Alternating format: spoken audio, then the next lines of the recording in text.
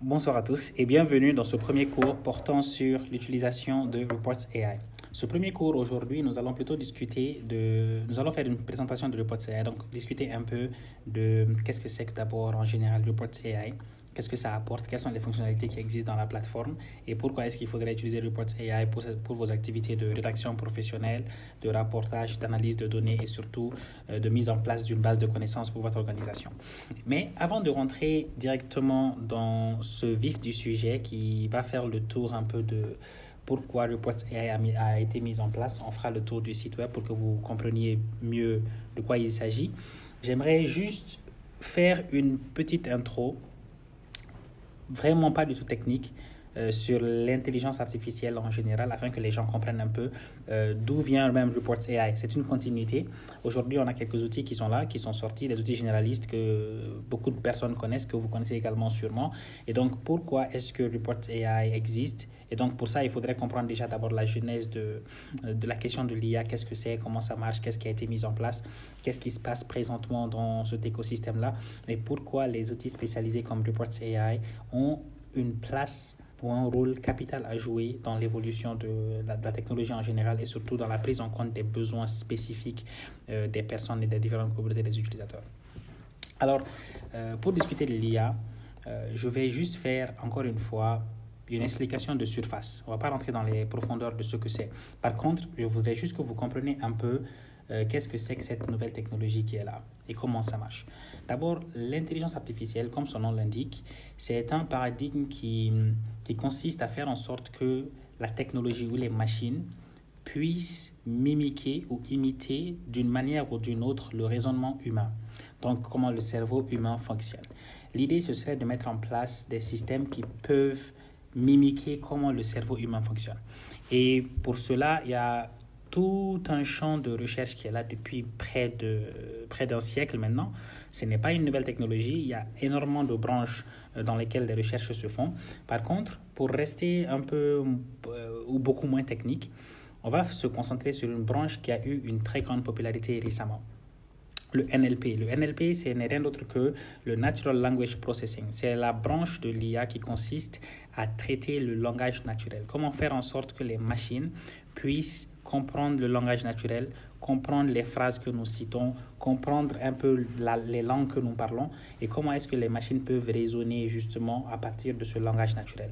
L'idée, c'est quoi? Pourquoi ce secteur est très populaire et pourquoi ça a eu ce breakthrough? Et donc, en fait, c'est important parce que déjà, initialement, quand on met en place les différents logiciels que nous faisons, on fait suivre des instructions très strictes à la machine. Donc, il n'y a pas de possibilité d'avoir... Il y a des edge cases, c'est-à-dire il y a des cas de dérapage que nous couvrons, mais on doit couvrir toutes les situations et donc donner des instructions très strictes à la machine. Par exemple, si je dois faire une recherche, je vais taper exactement le nom pour chercher un film dans une base de données. On va taper exactement le nom du film en question pour retrouver le film. Le NLP permet de rendre ce processus-là plus humain, donc plus conversationnel. Donc, par exemple, au lieu de chercher le nom du film en tapant exactement le titre comme ça figure dans la base de données, je peux juste, par exemple, dire à l'ordinateur, je cherche un film dans lequel telle personne faisait ci. Et donc, de manière conversationnelle, la machine ou la technologie doit avoir le potentiel de comprendre quel est le contenu de la phrase que moi je viens de citer et éventuellement faire une recherche qui soit une recherche plus performante que simplement celle selon laquelle je dois forcément insérer le titre. Parce que c'est comme ça que nous, les humains, on converse en fait. On ne va pas exactement dire les choses. Si on ne les connaît pas, on peut donner de l'à peu près et on peut tous cogiter et retrouver exactement l'information que nous cherchons. L'idée, c'est de faire en sorte que les machines aient cette capacité. Récemment, une des branches également du NLP a eu énormément de succès, une méthode du NLP a eu énormément de succès, on les appelle les grands modèles de langage.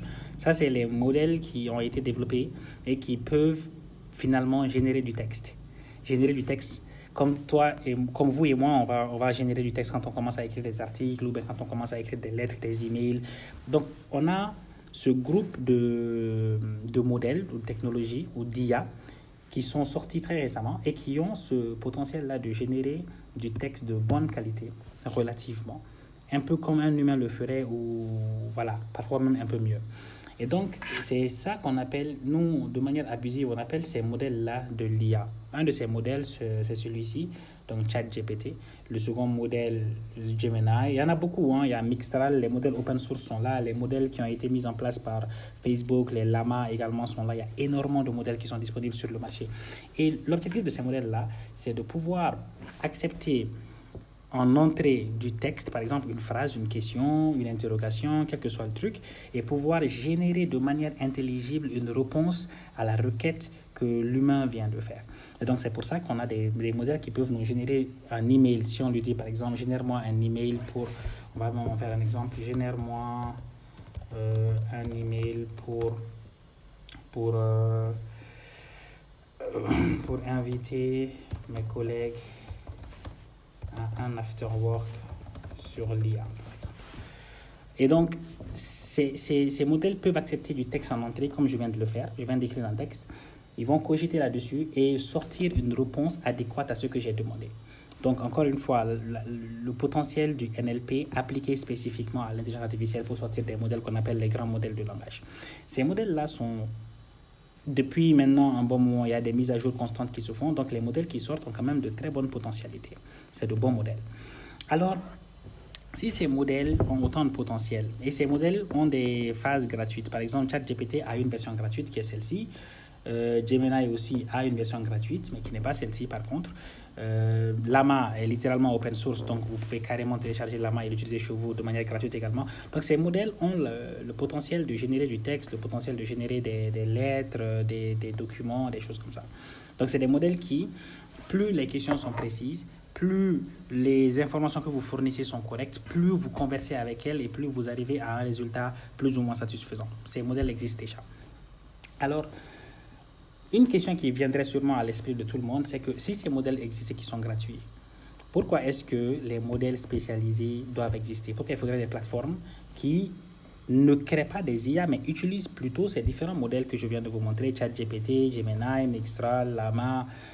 Donc, ces modèles spécialisés ou ces plateformes spécialisées d'IA qui sortent, pourquoi est-ce qu'elles doivent exister si des modèles généralistes arrivent à faire plus ou moins un travail similaire à ce qu'elles font?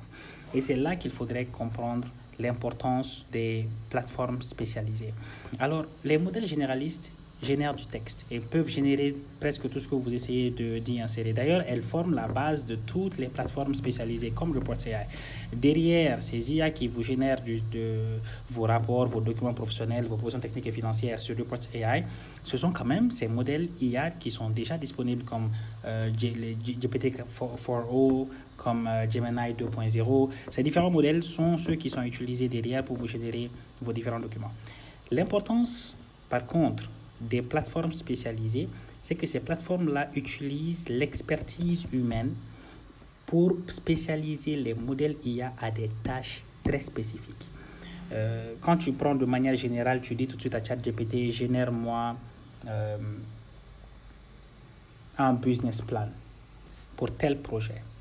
Le texte qui va en sortir n'est pas mal, le document il est super réduit, il est compact, il est pas mal, mais il ne sera jamais aussi bien fait que quand tu demandes à Reports AI de le faire. La raison, c'est parce que Reports AI a plusieurs étapes d'interaction et exploite de manière plus rapprochée l'expertise humaine. Donc, on travaille avec des spécialistes en la matière qui nous disent quelle est leur façon de réfléchir quand ils doivent faire un document pareil, quels sont les différents modes de vérification qu'ils vont mettre en place pour que le document il soit bien fait.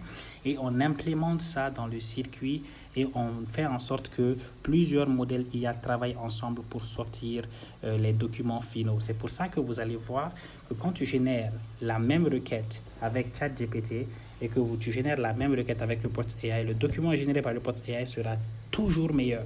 Il sera plus long, il aura plus de contenu, plus de données correctes, il sera plus adapté à votre organisation et à votre profil vous-même au sein de l'organisation. Il sera toujours meilleur que celui qui est généré par les IA généralistes. Parce qu'il y a l'expertise humaine, notre expertise à nous, et l'expertise d'autres personnes qui sont dans différents secteurs, qui a été mise à profit pour sortir justement ces plateformes-là. C'est pour ça que ces plateformes vous font gagner beaucoup plus de temps et beaucoup plus d'efficacité que les plateformes généralistes qui existent. Alors, on va faire une comparaison juste après, pas forcément en termes d'output, mais au-delà de ça, en termes de nécessité. Donc, je continue. Alors, qu'est-ce que c'est que Reports AI? Reports AI est une plateforme IA de gestion des connaissances organisationnelles et de rapportage assistée par l'IA pour les équipes axées sur l'impact.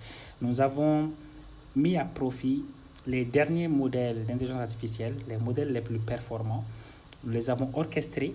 Nous avons également mis à profit l'expertise des humains travaillant dans les grandes institutions étatiques ou des grandes institutions internationales dans le domaine du développement, dans le secteur du développement par exemple, ou des experts dans la conception de documents professionnels très spécifiques que nous avons approchés. Et nous avons tiré leur expertise pour mettre plusieurs modèles IA en collaboration pour pouvoir produire beaucoup de choses. Et je vais vous faire une liste un peu de ça. Donc, Reports AI permet de faire quoi? Initialement, Reports AI vous permet de faire la gestion de connaissances. C'est quoi la gestion de connaissances? C'est le fait d'avoir une plateforme qui vous permet de centraliser toutes vos informations.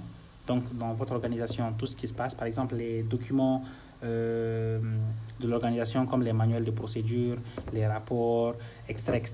Donc, les documents qui peuvent être partagés, bien évidemment. Les documents les plus confidentiels doivent figurer dans votre système d'archivage qui soit bien plus confidentiel que sur Reports AI. Les tâches que vous accomplissez ou que les membres de votre structure accomplissent, les relevés de décision, les points de discussion, les recommandations. Donc, toutes ces informations-là peuvent être centralisées sur une plateforme. Et quand vous avez besoin d'informations, vous allez pouvoir rechercher de manière instantanée des réponses à toutes les questions que vous avez, mais des réponses qui sont basées sur vos données factuelles. Donc, c'est ça un peu la gestion de connaissances. Ça sert excessivement, par exemple, si vous avez plusieurs projets et que vous avez besoin d'avoir une information tout de suite par rapport à un projet qui a été réalisé il y a 5 ans, vous pouvez juste demander à l'IA, par exemple, OK, j'aimerais savoir quels ont été les résultats de tel projet. Au lieu de devoir fouiller en différentes versions d'un document, aller de part et d'autre dans les mails pour essayer de retrouver les documents, essayer de lire et trouver les parties intéressantes, avec une telle plateforme, vous avez juste à poser la question et c'est l'IA qui se charge de faire ce travail de fouille, de détection, de classification des parties du texte et formuler une réponse cohérente pour vous donner la liste justement des résultats de ce projet-là. Et ensuite, vous donnez le lien vers ce document pour que vous ayez le consulter.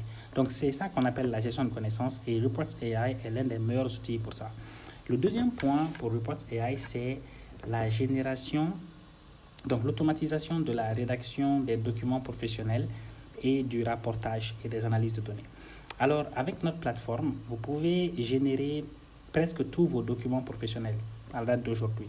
Je dis presque parce que tous les documents peuvent être générés, mais il y a des documents qui sont spécifiquement sur lesquels la plateforme est spécifiquement experte.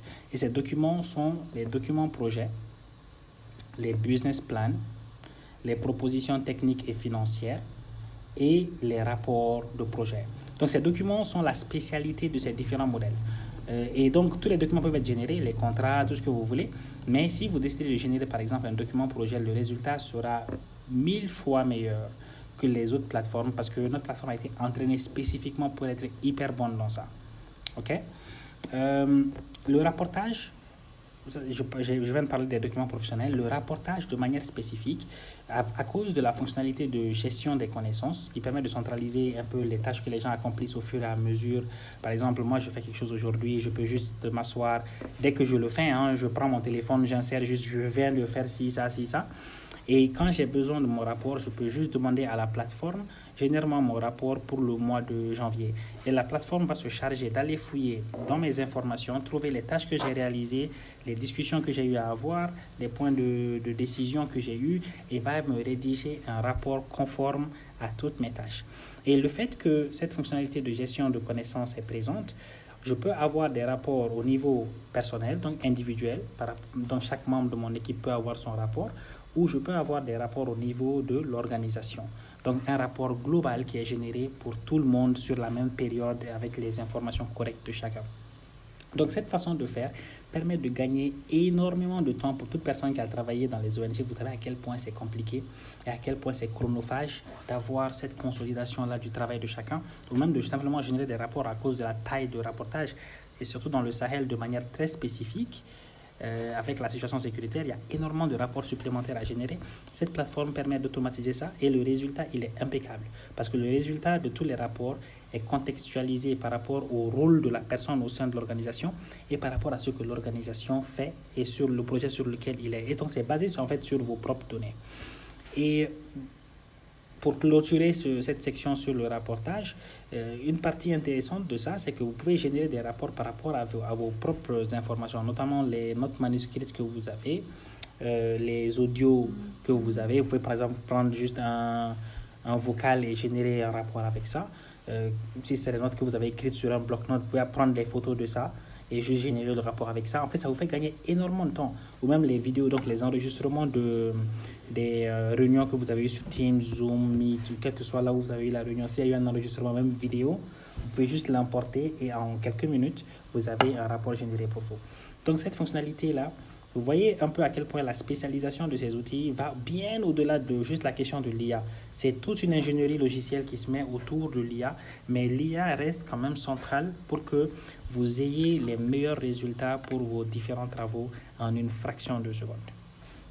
Et enfin, la question de l'analyse de données, dont je n'ai pas forcément discuté ici, mais la question de l'analyse de données, c'est le fait de pouvoir importer plusieurs de vos documents, par exemple les rapports sur toute la durée d'un projet, et demander à l'IA de vous faire une analyse qualitative, comparative ou bien une analyse de conformité de tous les rapports par rapport à ce qui avait été prévu au sein du projet. Donc ça, c'est également quelque chose de super intéressant qui permet d'accélérer la capitalisation de tous les projets. Donc voilà un peu ce que Reports AI fait. C'est une plateforme de gestion de connaissances et d'automatisation de la rédaction professionnelle et du rapportage spécifiquement pour les organisations. Voilà un peu ce que la plateforme fait. Contrairement donc aux plateformes généralistes comme ChatGPT, Gemini, cette plateforme-là n'est pas simplement une plateforme de génération de texte ou de génération de documents. C'est tout un ensemble de travail, tout un ensemble de structuration et tout un ensemble d'expertises qui ont été mis ensemble pour sortir une plateforme qui peut faire des tâches de manière experte pour vous. Donc, ça permet de pas simplement s'asseoir et générer du texte, mais carrément vous aider dans la gestion même de toutes vos informations jusqu'à la question de la génération de vos différents documents. Voilà ce que c'est que Reports AI et on se retrouve sur le prochain cours pour que je puisse vous montrer. Déjà, on va faire là-bas le tour de toute l'interface graphique de la plateforme. On s'y retrouve.